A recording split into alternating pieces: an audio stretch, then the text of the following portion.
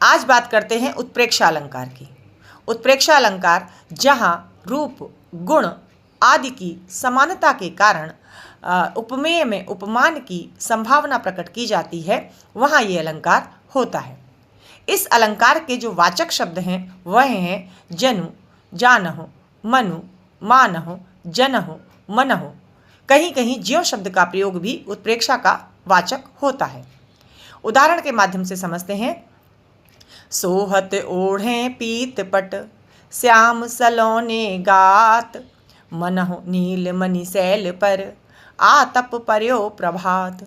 ये बिहारी का दोहा है और बिहारी जी ने भगवान श्री कृष्ण के सांवले शरीर पर ओढ़ा जाने वाला जो दुपट्टा है, जो पीताम्बर है, उसको देखकर ये संभावना प्रकट की है कि मानो नीलमणि पर्वत पर प्रातःकालीन धूप पड़ रही हो।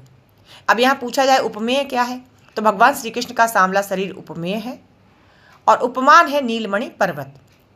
इसी प्रकार से एक और जो इसमें पीताम्बर की बात की गई है, तो जो पीताम्बर ओढ़ रखा है उन्होंने वह उपमेय है और पर्वत पर पड़ने वाली प्रातःकालीन जो धूप है वो उपमान है। एक छोटा सा और उदाहरण है। मुख मानो चंद्र है, मुख उपमेय और चंद्र उपमान।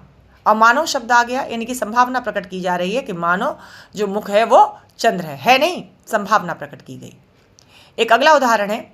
धाये धाम काम सब त्यागी, मनहु रंक निधि लूटन लागी।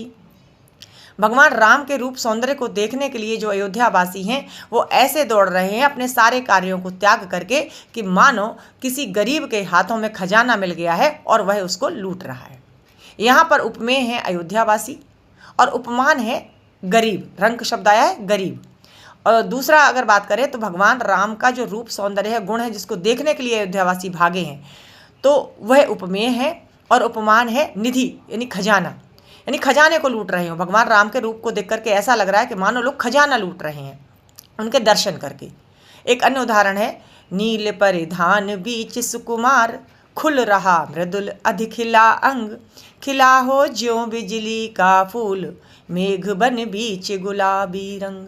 ये जयशंकर प्रसाद जी की पंक्तियां हैं जो कामायनी से ली गई हैं और उसमें इन्होंने नायिका के रूप सौंदर्य का वर्णन करते हुए कहा है कि नील परिधान, नीले नीले वस्त्रों के बीच में, है ना, सुकुमार जो अंग है नायिका के, वो ऐसे लग रहे हैं कि मानो मेघ के बीच में जो बिजली है वह चमक रही हो।